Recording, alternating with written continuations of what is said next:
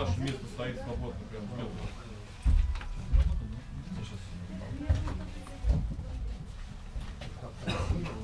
Да, вот, надо почаще поликлинику. Поликлиники? Конечно. Думаете, на наших пришли?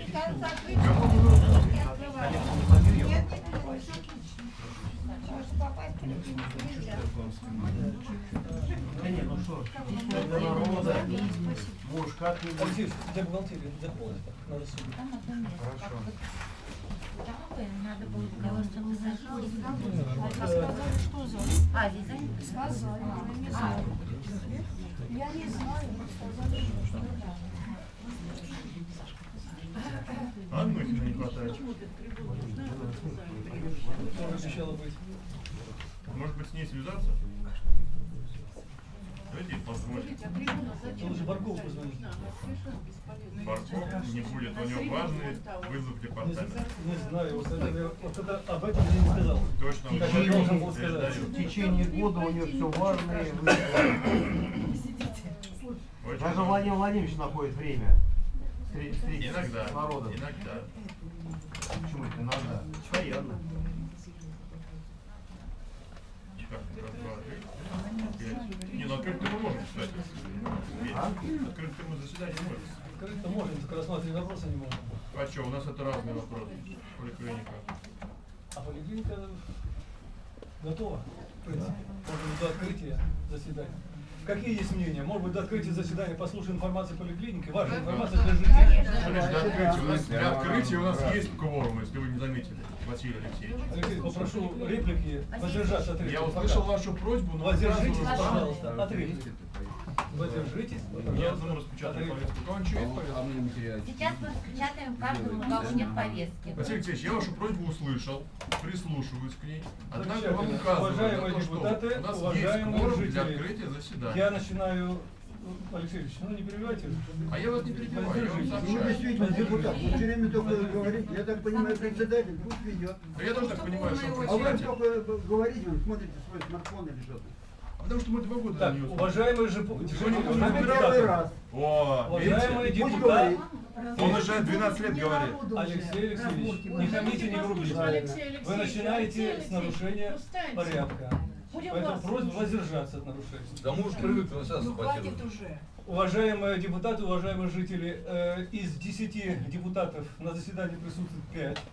Кворум для открытия заседания имеется, но не имеется кворум для принятия решений по практически по всем вопросам, внесенным в повестку дня, потому что по законам города Москвы и по передам полномочиям нужно 6 человек, то есть большинство от списочного состава.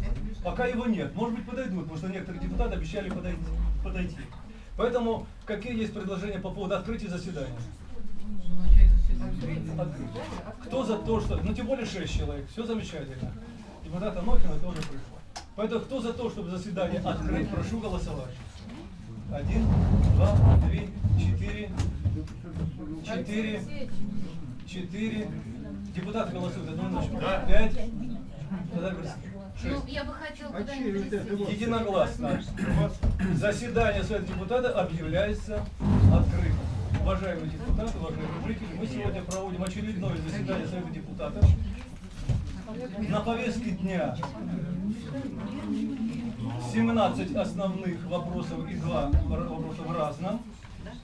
Какие изменения по поводу повестки дня? Предлагаю, Пожалуйста. ввиду того, что у нас большое количество жителей на поликлинику, да? Вот. Сейчас Нет ее принесем. еще. Сейчас Я принесем. распечатал.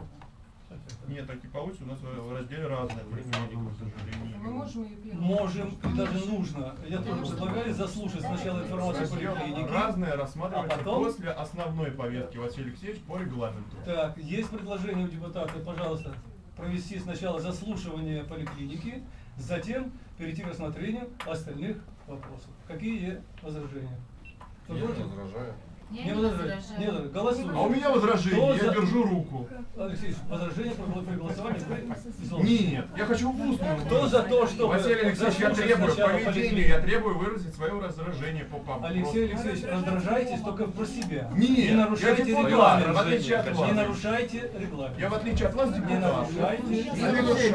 Не Я хочу, чтобы нарушайте вы не нарушали регламент. Не Вы нарушайте свои регламент. разборки оставите потом. Не А нарушайте это не разборки, регламент. уважаемые жители, я призываю вас к порядку. Не Мы нарушайте собрались в основном о регламент. поликлинике, так? Вот, в основном. Мы даже больше, чем вас, депутатов. здесь. Поэтому вы о разборке своей, мы знаем ваши тут. Этот депутат против Поэтому народа. вы что? Ну так вот оставьте сложилось. после, мы уйдем. Ему плевать на У нас людей. есть регламент.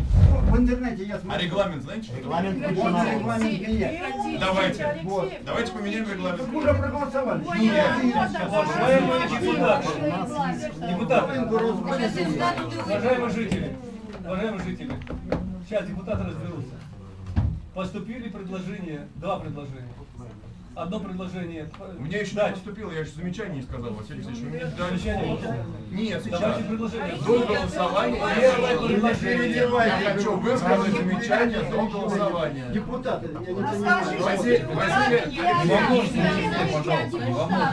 Василий Алексеевич, указываю вам, что проведение Так, раздела депутат рассмотрения, Алексеев. раздела Депутат разные, Алексеев. Депутат рассмотрение раздела Алексеев. разное до Депутат рассмотрения Алексеев. основной Депутат Алексеев, повестки слово является еще не давал. нарушение регламента. И я Депутат вам на Алексеев. это указываю. Депутат Алексеев, за нарушение Спасибо регламента большое. я вас Уважаемые призываю к депутаты, порядку. призываю Депутат вас к Алексеев, соблюдению я вас регламента. призываю к порядку.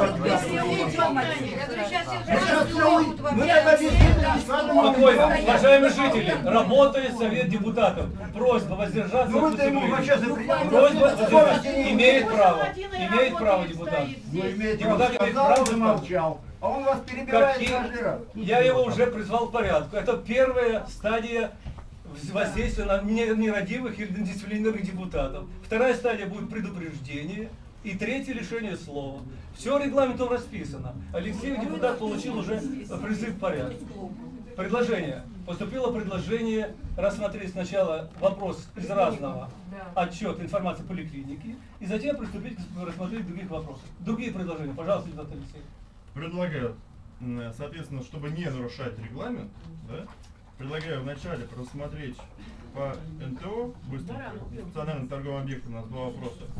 Просто быстро, за 5 минут. Или 3. Вот, и дальше рассматриваем поликлинику. Мы просим все-таки поликлинику. Не стационарные торговые объекты, в принципе, можно рассмотреть в любом порядке. Да, Они не сейчас такие разведутся горячие, эти торговли. как, допустим, флагман, к примеру.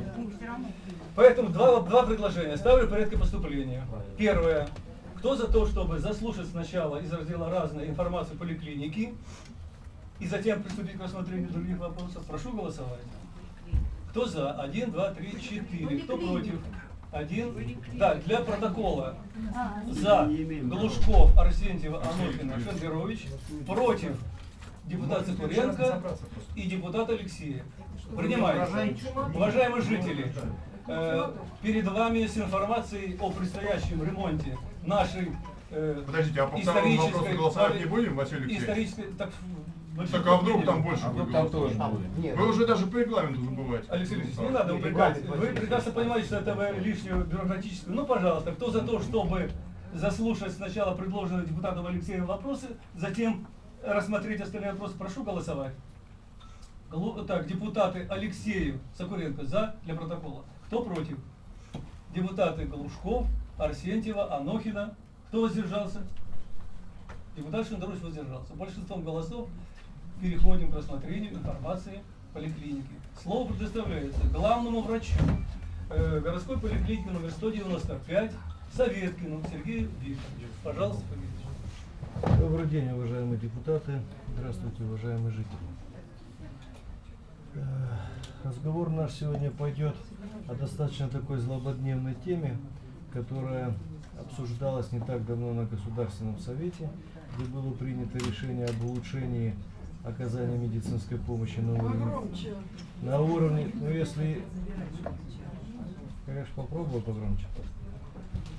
В рамках этого решения было приняты такие основополагающие направления, как модернизация медицинских учреждений, в том числе и поликлиник. Ну, с учетом того, что Москва начала заниматься этим вопросом значительно раньше, этот вопрос рассматривается, обсуждается на уровне правительства Москвы, на уровне департамента здравоохранения, непосредственно на уровне руководства поликлиники 195 уже с апреля 2019 года. Правительством Москвы было принято решение о модернизации 135 учреждений в целом по Москве. Модернизация коснется проведения капитального ремонта и, возможно, где-то модернизации. Провести этот капитальный ремонт было принято решение в два этапа. Первым этапом будет проведен ремонт в 50 учреждениях, в том числе и в одном из учреждений 195-й поликлиники, это во втором филиале, который расположен на Молодогвардейской, дом 40. Вы все прекрасно о нем знаете.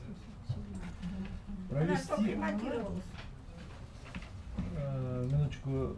Эта поликлиника не ремонтировалась с момента ввода ее в эксплуатацию 66 года. Так, минуточку, уважаемые жители, давайте послушайте информацию, затем вопросы. Конечно. Будет возможность, не сомневайтесь. Я дальше по ходу своего доклада, давайте построим так. Я доложу, если у вас останутся вопросы, я постараюсь вам на них ответить вот максимально информативно, чтобы у вас не осталось этих вопросов никаких. Было принято решение по поводу проведения капитального ремонта второго филиала. Проведение капитального ремонта предназначено для того, чтобы все лечебные учреждения города Москвы привести к единому стандарту. Как с точки зрения оснащения, как с точки зрения размещения кабинетов, как с точки зрения наличия тех или иных специалистов, так и с точки зрения оборудования. Вот практически это 4 основных принципа. Это зонирование помещений, это, еще раз я вам говорю, размещение узких врачей, специалистов. В отличие от того, что было предусмотрено 5 врачей, сейчас в настоящее время будет размещаться 8 врачей узких специалистов. Но по большому счету у нас во втором филиале так и было. У нас были все представлены, и кардиолог, и невролог, и эндокринологи тоже. Плюс замена оборудования. Будет проведена замена аналогового оборудования на цифровое. Следующий слайд.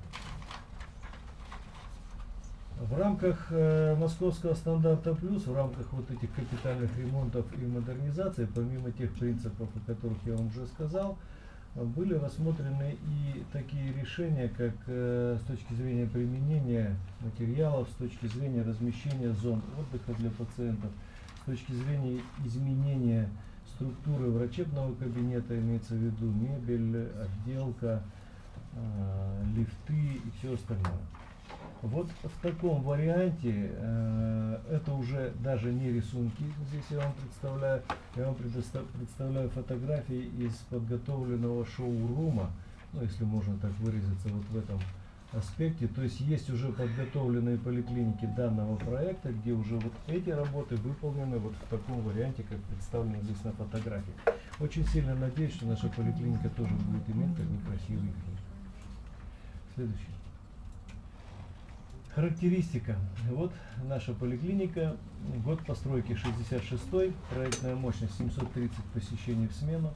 В настоящее время фактическая посещаемость 591 человек. Количество прикрепленного населения 43 198 человек. 20 терапевтических участков. Капитальный ремонт не проводился ни разу со времени сдачи в эксплуатацию. Текущий ремонт вы все видели, частично было проведено в 16, 17, 18 году. То, что смогла сделать администрация поликлиники именно в плане текущего ремонта. К сожалению, на капитальный ремонт у нас нет такой возможности. Площадь ремонтированного здания 3070 квадратных метров. В настоящее время во втором филиале работает 99 сотрудников. Я имею в виду врачи, средний медицинский персонал, младший медицинский персонал, административно-управленческий персонал. Следующий слайд. Чем обусловлена необходимость проведения ремонта? Помимо эксплуатации в течение 53 лет, я вам хочу представить вот такие не очень приглядные фотографии, но это факт. того, что мы с вами, к сожалению, имеем. Эксплуатация поликлиники крайне затруднена.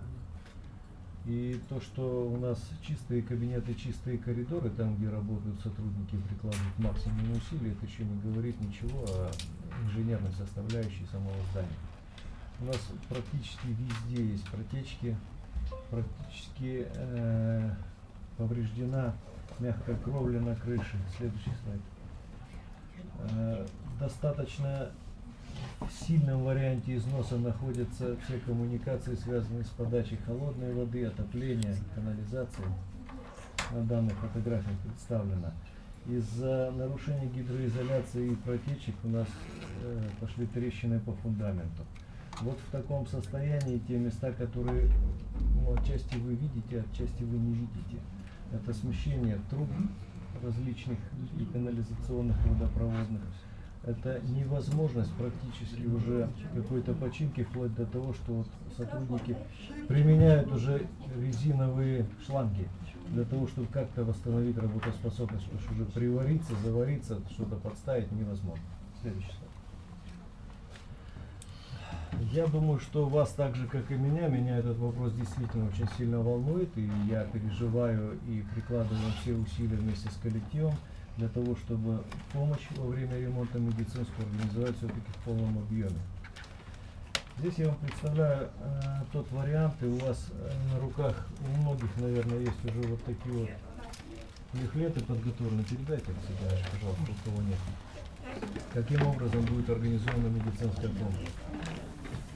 Вы все знаете, что рядом со вторым филиалом находится третий филиал, такая же поликлиника, такое же здание с точки зрения конструкции, которая вышла из капитального ремонта не так давно. Вот, наверное, мы закончили проведение всех систем, это вот конец 2018 года и первая половина 2019 года. Соответственно, чтобы для жителей это было максимально удобно, при проведении ремонта с полным отселением, если кто сталкивался с вами, как проводился ремонт в третьем филиале, то видели, наверное, да, с какими потугами это проходило. Во-первых, этот ремонт проводился в течение 5 лет. Во-вторых, это было очень неудобно как для сотрудников, так и для пациентов, потому что это грязь, это шум, это пыль, это перемещение из кабинета в кабинет. И когда мы пришли к концу ремонта третьего филиала, то с чего начинали, скоро уже можно было ремонтировать по новой. Поэтому здесь было принято решение проведения ремонта с полным отселением персонала и, естественно, пациентов. Соответственно, каким образом мы добьемся того, чтобы помощь все-таки осталась в том объеме, какая необходима для жителей? Мы предлагаем увеличить и увеличим, не то что предлагаем, уже принято решение, увеличить продолжительность рабочего времени поликлиники. То есть в настоящее время поликлиника работает с 8 часов утра до 8 часов вечера. С учетом того, что приедут на территорию третьего филиала, на территорию этой поликлиники приедут специалисты второго филиала, соответственно, и придут пациенты, работа поликлиники будет продлена с 7 утра до 10 часов вечера. С 7 утра до 10 часов вечера. Ну, надеемся, что для вас это будет более удовлетворительный вариант, более удобоваримый вариант. Именно такая организация работы, нежели мы бы переместили бы участковых терапевтов, к примеру, в головное учреждение в Крылатское. Наверное, это было бы неудобно. Нежели если бы мы переместили часть узких специалистов, таких как хирург, офтальмолог, лор, опять же, куда-то в другие учреждения. Поэтому постараюсь максимально. Дальше покажу схемы, каким образом мы рассадим врачей, как будут работать кабинеты. Единственное, куда придется, за какими видами медицинской помощи ездить в другие учреждения, это только физиотерапевтическое отделение.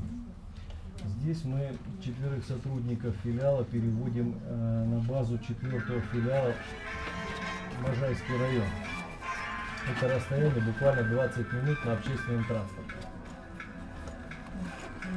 Не торопитесь. Ну подожди. Рекламная пауза. Здесь буквально 20 минут на общественном транспорте. Все остальное остается привычным, как я уже сказал, в третьем кабинете, в третьем филиале. Ну и компьютерная томография и магнитно-резонансная томография как была в головном учреждении в Крылатском, так она и останется.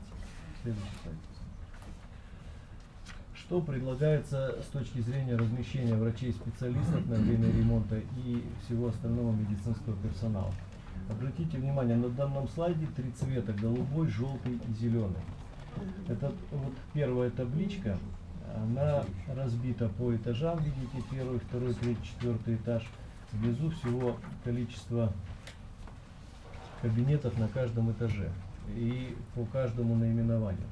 Вот голубые кабинеты, это первая колонка, 17 кабинетов. Это будут те кабинеты, где будут располагаться сугубо врачи, которые принимали раньше во втором филиале. То есть для жителей второго филиала это будут конкретно их врачи и их кабинеты. Желтым выделены те кабинеты, где будет осуществляться прием совместный. Что имеется в виду совместно? Совместно с помощью ЕМИАСа, по которому вы сейчас записываетесь на прием, мы разведем потоки пациентов. То есть, к примеру, с 7 утра до 15 к хирургу будут идти жители сегодня, жители второго филиала, прикрепленные ко второму филиалу, а вот с 15 до 22 жители, прикрепленные к третьему филиалу. На следующий день наоборот. Таким образом, вот эти будут использоваться 40 кабинетов, где будут работать в 2 смены совместные специалисты. Ну и зеленым цветом выделена колонка 51 кабинет. Это кабинеты непосредственно для третьего филиала. Для удобства понимания для нашего, когда мы готовились к проведению этого мероприятия, ну и для вашего удобства, мы подготовили следующую схему. Вот это то размещение поэтажное. То есть на первом этаже у нас останется так же, как у вас сейчас во втором филиале, дежурный врач. На первом этаже у нас с вами останется оформление больничных листов. На первом этаже у нас останется аптечный пункт. Ну и травматологический пункт. На втором этаже у нас с вами будет врач-отоларинголог. На втором этаже будут проводиться рентгенологические На втором этаже будет офтальмолог, взятие крови, 209, 210, 215 этаж. И кабинет вакцинации на базе отделения профилактики. На третьем этаже будут принимать врачи-специалисты, хирурги, неврологи, эндокринологи, кардиологи, урологи и функциональные исследования, это ЭКГ, СМАТ и эхо. И на четвертом этаже будет принимать отоларинголог, ультразвуковые исследования будут проводиться и врач УЗИ. Для удобства пациентов на входной группе у сотрудников входной группы будет вот такой вот рисуночек. На обратной стороне будут указаны все кабинеты. Точно в такой же логике: синий, желтый, зеленый. То есть сотрудник входной группы всегда подскажет, что пациенту второго филиала, что пациенту третьего филиала, каким образом добраться ему в тот или иной кабинет. При получении талончика из ЕМИАСа у вас на талончике отражается время приема, кабинет приема.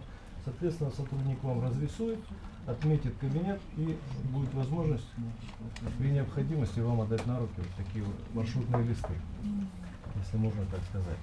Следующий слайд. Для того, чтобы все мероприятия по перемещению сотрудников, оборудования и техники нам провести в полном объеме и ничего не забыть, мы подготовили достаточно такой серьезный материал, проработали по перемещению непосредственно самих сотрудников, откуда и родилась предыдущая схема, которую я вам показывал по кабинетам. Мы расписали всех сотрудников. Следующую табличку. И по перемещению непосредственно оборудования медицинского, это и мелкого оборудования. Ну, крупную медицинскую технику мы не будем перемещать, я имею в виду рентгенологические аппараты и флюорографы. Это по завершении ремонта будет установлено все новое. В настоящее время рентгеновский аппарат цифровой во втором филиале, ну и будет цифровой, но в настоящее время нет маммографа, будет маммограф по окончанию капитального ремонта и плюс цифровой флюорограф. Вот. Следующий слайд. Здесь мы расписали для себя по кабинетам вплоть до мебели. Стол, стул, шкаф, дефибриллятор и все остальное, чтобы нам не забыть это все. Мы подготовили для себя дорожную карту. Планируется начало проведения ремонта, это март-апрель 2020 года. Как только нам станет известна точная дата, когда зайдут строители, начиная от этой даты, в сторону уменьшения мы берем для себя 8 недель, то есть 2 месяца на организацию работы в тех принципах, о которых я вам сказал ранее, на перемещение сотрудников. Для этого мы для себя подготовили дорожную карту, чтобы контролировать проведение всех мероприятий. Что мы везем в первую очередь? Либо мы перевозим картохранилища с амбулаторными картами, либо мы везем ту недостающую мебель, которой нет на базе 3-го филиала, либо мы везем медицинское оборудование. Либо мы проводим какие-то мероприятия в рамках программы ЕМИАС для перемещения жителей, прикрепленных к этой поликлинике, и для формирования ресурса для возможности вашей записи, для того, чтобы вы смогли попасть на прием к врачу. Следующий слайд. Вот пока на сегодняшний день я владею такой информацией, которую хотел вам рассказать. Для вас будет предоставлена возможность постоянно отслеживать эту информацию в различных вариантах. Для вас будет подготовлена горячая линия департамента здравоохранения, колл-центр 195-й поликлиники, где вы сможете точно узнать, где и когда и как принимает тот или иной врач 2-го филиала. Для вас будет размещена полностью информация, мы думаем, надеемся, что это будет исчерпывающая, и в то же время, чтобы не перегрузить вас, на сайте поликлиники на нашем, во всех социальных сетях, Facebook, ВКонтакте. Вот сегодня мы с вами проводим эту встречу. Такую же встречу мы запланировали на проведение с жителями района непосредственно на территории 2-го филиала на 19 число? На 19 ноября на базе 2-го филиала. Вчера мы встречались с сотрудниками многофункционального центра Кунцево. То есть до сотрудников тоже вся эта информация доведена, переданы им все эти информационные буклеты, чтобы они тоже понимали, каким образом. Потому что туда, где наиболее часто и с большей вероятностью могут обращаться жители района. Будет проведена встреча и с Центром социального обеспечения, чтобы и сотрудники Центра социального обеспечения тоже понимали, каким образом будет организована помощь в период проведения капитального ремонта. И с ветеранскими организациями, и с общественными советами тоже. Следующий слайд. Это то, что я вам уже показал. Это вот такой маршрутный лист, который будут находиться у нас на стойке информации. Следующий слайд. Ну, если говорить о зонировании, что будет в новой поликлинике после капитального ремонта, так это те основные принципы, это наиболее востребованные кабинеты, куда жители и пациенты обращаются наиболее часто, они будут размещены на 1-м этаже. Какие это кабинеты? Это кабинет дежурного врача, это кабинеты по сбору анализов, то есть кровь из вены, по сбору самоанализов, я имею в виду моча, кал. Это процедурные кабинеты внутривенные, внутримышечные. Это будут зоны комфортного пребывания. Это аптечный пункт будет размещен на 1-м этаже.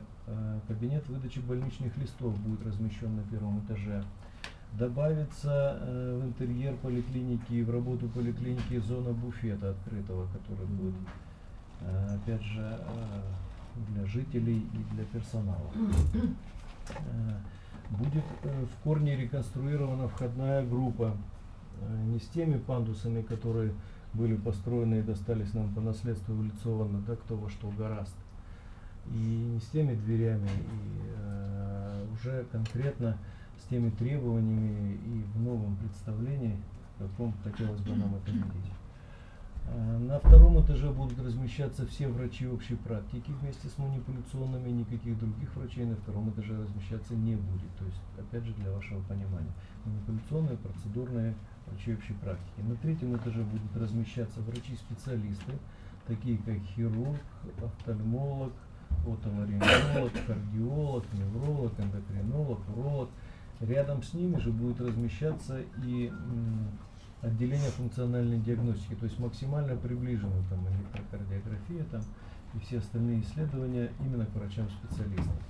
На третьем же этаже будет расположено и рентгенологическое отделение. Это флюорография, как я уже сказал, выше цифровая, это рентгенологическое исследование на 3 рабочих места, рентгеновский аппарат, и маммография. Здесь же на третьем этаже будут размещены 2 кабинета ультразвуковых исследований. 4-й этаж. На 4-м этаже будет размещаться дневной стационар на 5 палат на 10 коек, каждая палата на 2 койки. Палаты уже будут оборудованы и туалетными комнатами, и душевыми. Кабинет врача, естественно, процедурный кабинет. На 4-м этаже будет размещено отделение профилактики, которое также будет располагать своими процедурным кабинетом, прививочным кабинетом, какими-то методиками исследования, такими как ЭКГ. И на 4-м этаже будет размещаться администрация филиала, картохранилище, конференц-зал и комната отдыха для сотрудников. При подготовке архитектурно-планировочных решений, новых архитектурно-планировочных решений, были учтены, конечно же, и условия, в которых хорошие условия, в которых нуждаются не только пациенты, но и врачи, так как врачу приходится работать по 8, а то и по 12 часов. Соответственно, на территории подвала будет размещены гардероб для верхней одежды сотрудников, 2 раздевалки для женского персонала, для мужского персонала, тоже оборудованные душевыми туалетными комнатами, раздевалка для административного персонала, то есть те же самые уборщицы, дворники, ну и помещение для хранения, для сбора и утилизации отходов медицинских класса А, класса Б. Вот примерно то, к чему мы идем. Также одним из основных направлений во всем этом мероприятии это цифрализация. Уже сегодня, наверное, кто-то из вас получает результаты своих исследований на электронную почту. Да, пока не все, пока только 2-й уровень. 1-й уровень, к сожалению, пока еще не смогли сделать. Но не все так быстро, но не за горами, что это будет. Уже сейчас врачи работают в течение года с электронной амбулаторной картой, хотя в приоритете остается пока еще бумажная электронная карта. Уже, наверное, на следующий год пациенты будут иметь возможность доступа к своей амбулаторной карте, точно так же, как при получении на сегодняшний день анализа 2-го уровня. Уже по завершении этих ремонтов, при проведении цифрализации, все исследования, такие как рентгеновские, ультразвуковые, функциональные диагностики, я имею в виду ЭКГ, СМАДы там и холтеры, они тоже в электронном варианте будут появляться сразу же в электронной амбулаторной карте пациента, где у каждого из пациентов через портал ГОС.РУ будет доступ к своему личному кабинету, так скажем. Вот это тоже одна из тех тем, одно из тех направлений, что планируется получить по завершению этих капитальных ремонтов. Ну вот, пожалуй, наверное. Спасибо, Сергей Викторович. Всё. У депутатов, у жителей есть те какие вопросы? контакты, которые будут представлены. Давайте договоримся так. Сначала депутаты вопрос зададут. Можно, да? Потому что по регламенту вообще так положено. Сначала депутат обсуждает, потом вопросы жителей. Пожалуйста. Скажите, пожалуйста, выбран ли уже подрядчик на производство этих работ? Нет, к сожалению, подрядчик пока еще не выбран. В настоящее время есть только архитектурно-планировочное решение, то, о чем я рассказал, каким образом, на каком этаже и какие кабинеты будут размещаться. В настоящее время архитектурное планировочное решение проходит все этапы согласования. Роснадзор, Технадзор и все остальное. После этого заказчиком будет являться правительство Москвы, будет проводиться конкурс по подбору подрядчика. И как только пройдет конкурс, тогда мы будем знать, когда у нас начнется ремонт. Какие-то сроки? Сроки, как я уже сказал, март-апрель. Точнее сказать, к сожалению, сейчас в настоящее время сложно. Жители спрашивают, будет ли заменен лифт. Да, обязательно, конечно. Оба лифта, и грузовой, и пассажирский будет заменен. Пожалуйста, ваш вопрос. Сергей Викторович, немножко не по теме. Нас только интересует, когда и где вы соберете по основной 195-й поликлинике вот такое же совещание? Вы знаете как, основная 195-я поликлиника вошла тоже в план этих 135 учреждений, которые будут ремонтироваться. Но основная 195-я поликлиника вошла во вторую очередь. И скорее всего, что ремонт в основной 195-й поликлинике начнется не раньше, чем 22 год. Ну и, соответственно, ну сейчас чего бежать впереди Значит, паровоза? своих на той стороне жителей я успокою. Однозначно. что Я уже 195 выступал, они- я же уже собирал жителей на той стороне в Крылатском еще в том году, когда, Да, помните, да, у нас да, был ну, год бум прошел. такой очень серьезный. Все понятно. Нет, Да, спасибо, да, спасибо. Пожалуйста.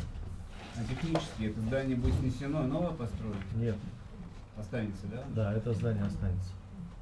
Это здание будет ремонтироваться, приводиться в порядок. Скажите, пожалуйста, а вот на территории 195-й поликлиники там построили уже, я не знаю, год не было. Что там будет? По проекту там строятся две пристройки для увеличения мощности поликлиники на 320 посещений в смену. Один из корпусов делается клинико-диагностическая лаборатория второго уровня, а один из корпусов делается корпус восстановительного лечения. Это физиотерапия, ЛФК, массаж и все остальное. Мгм. Вот это. Понятно. И еще скажите, скажите, пожалуйста, а будут ли предусмотрены? Вот сейчас, когда сидишь на прием к врачу, в коридоре такая духота, что просто плохо становится. Предусмотрено ли там?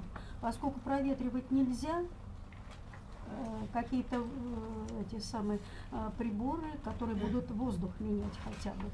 Ну вот в плане, если мы говорим о втором филиале, то здесь однозначно будет меняться система вентиляции, которая будет предусматривать и кондиционирование в том числе. Ну и, соответственно, и вентиляция, приток и вытяжка.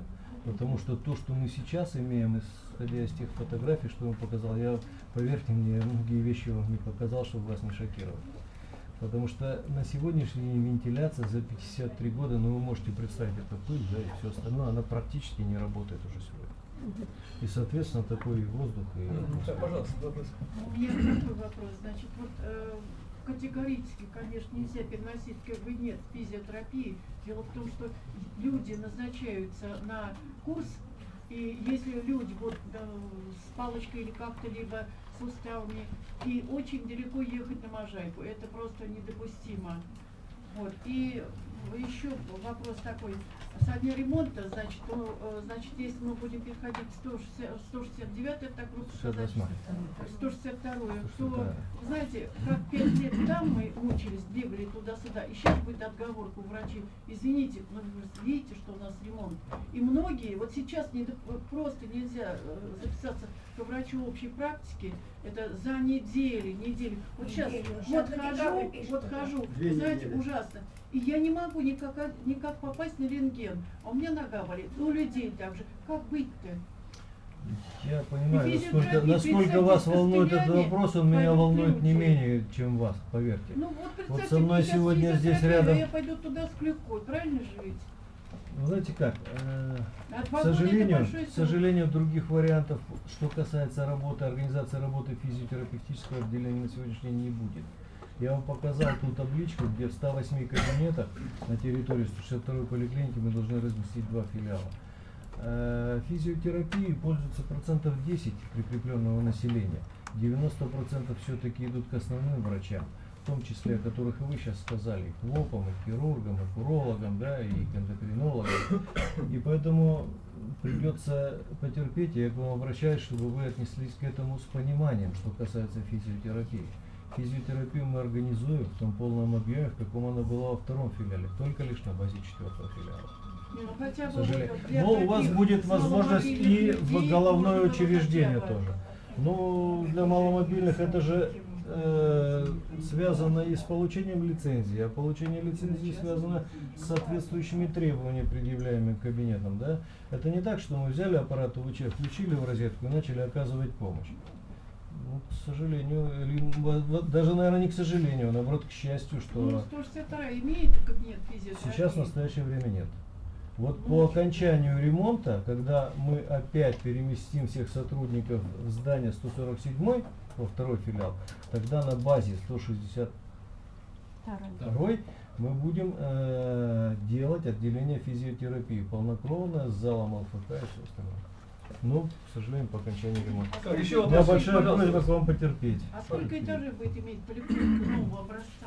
4 этажа также, сколько сейчас. Тоже здание. Ничего не будет меняться в этом отношении. Ходило очень много слухов, что будет надстраиваться на 4-м этаже бассейн и все остальное нет, этого не будет. Это будет новое здание. Нет, это здание будет то же самое. Здание будет реконструировано, отремонтировано полностью, именно капитальный ремонт со всеми инженерными коммуникациями. Но здание будет тоже на том же земельном участке, в тех же площадях.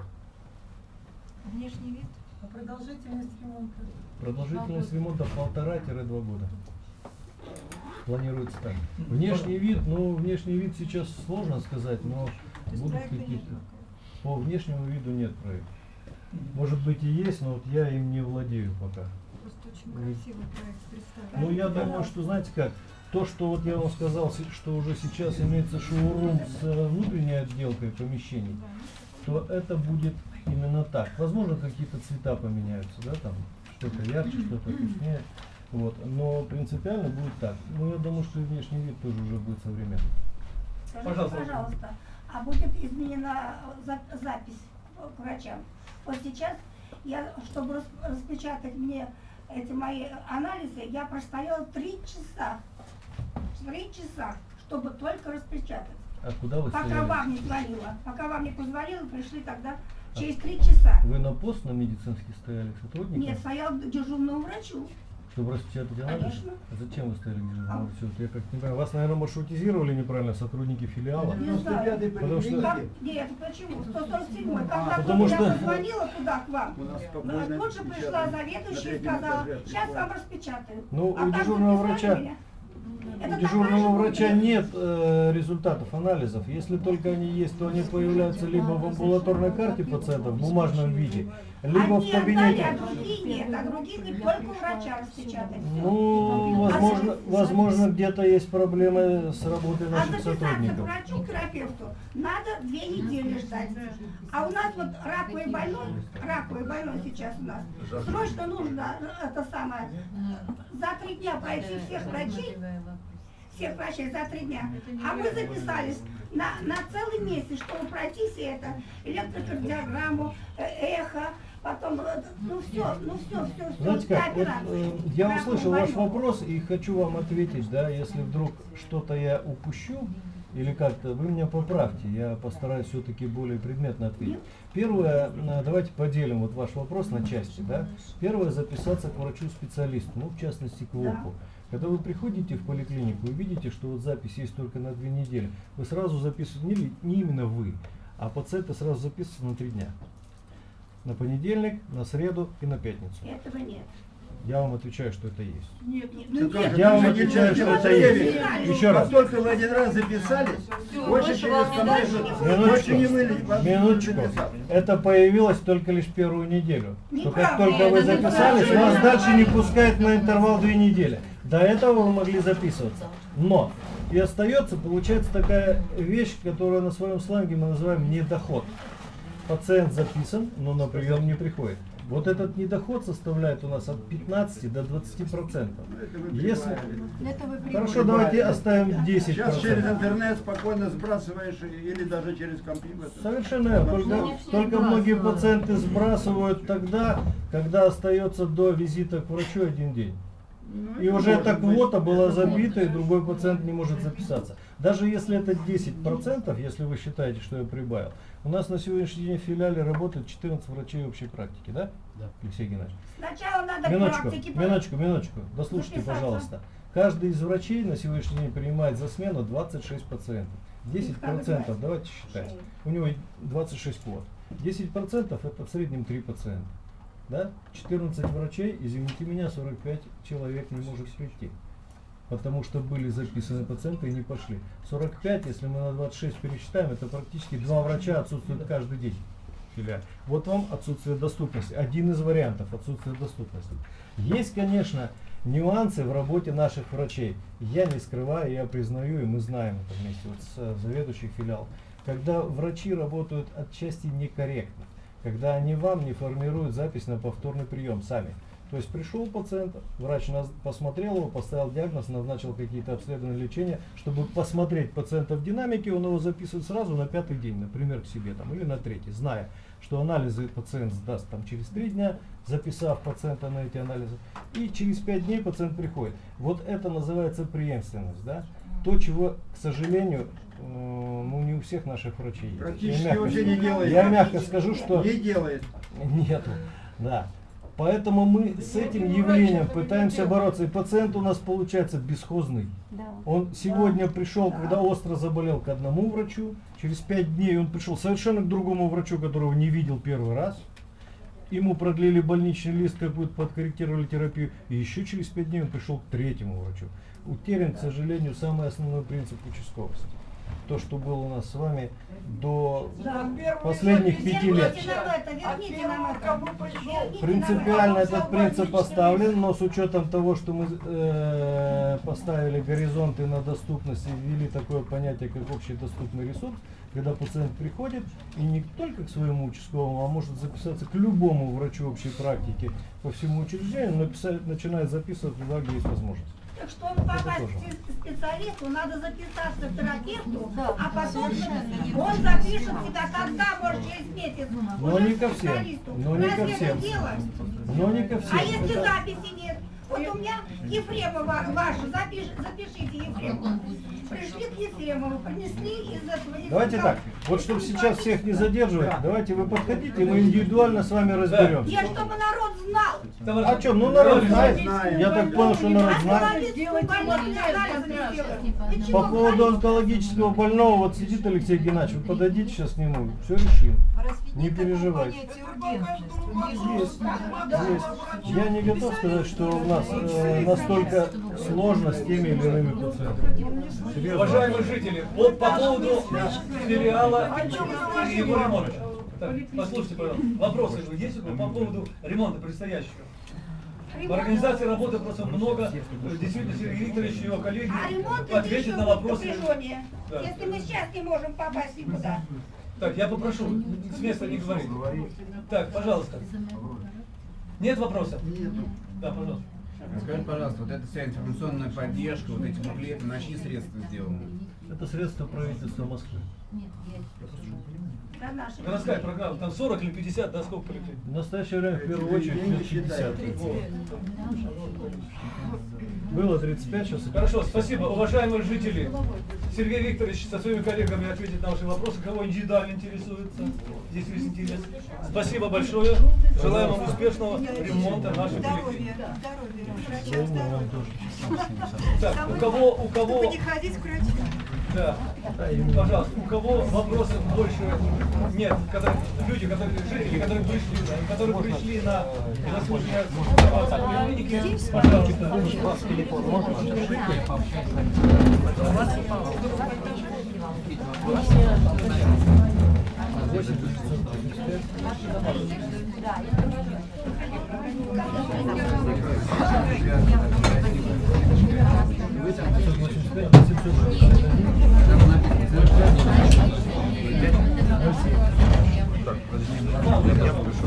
Мы заседание не будем проводить, Василий Алексеевич?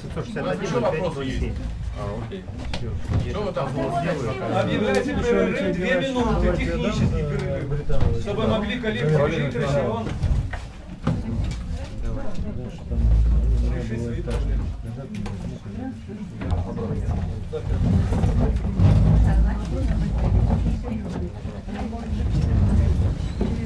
Депутаты каким образом на протяжении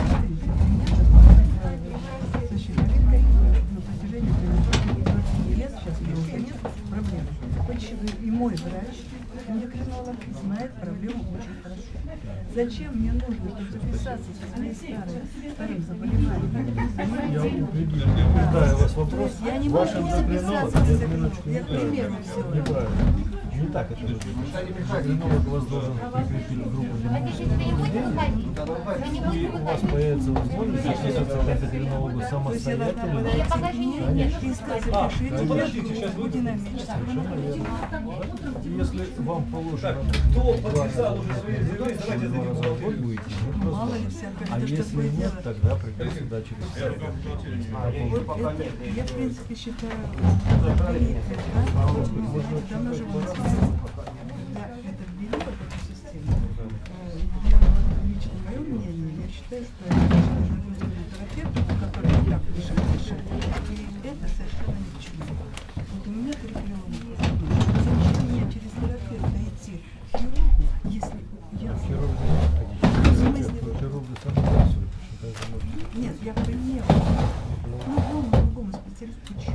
Мы продолжаем, извините, Сергей, спасибо большое, до встречи.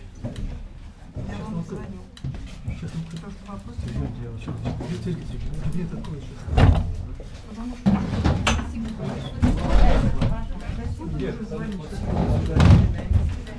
Народные избранники.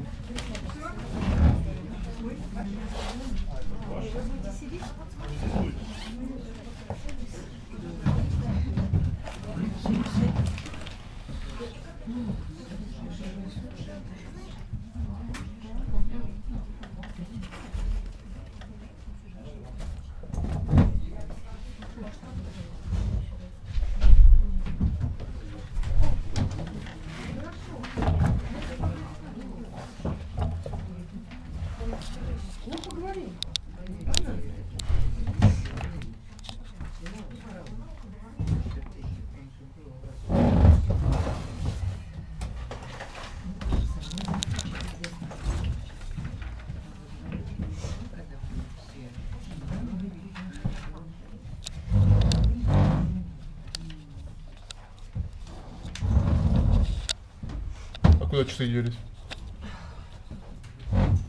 Первый, что ли?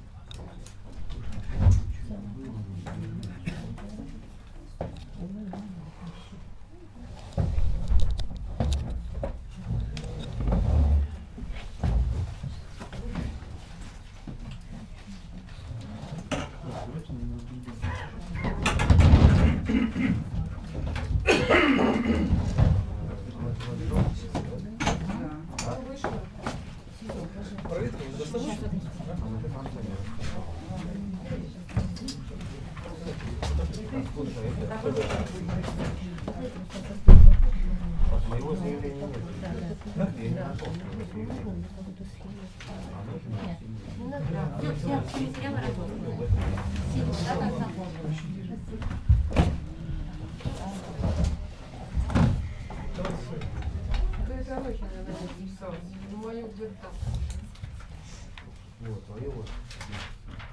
Где? Потерял? Нет, ну вон.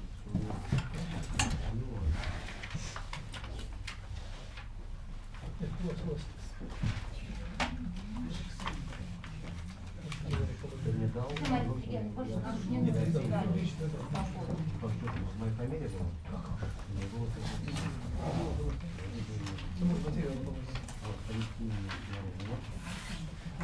Вот.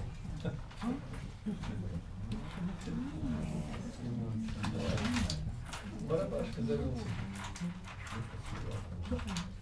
Так, где наши? Наталья Борисовна. Вредно, конечно, послушали лекции доктора.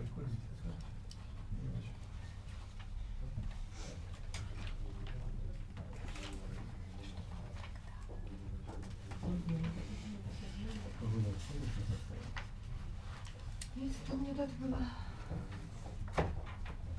Да, какой стал? Ну, оставьте. Не спешите,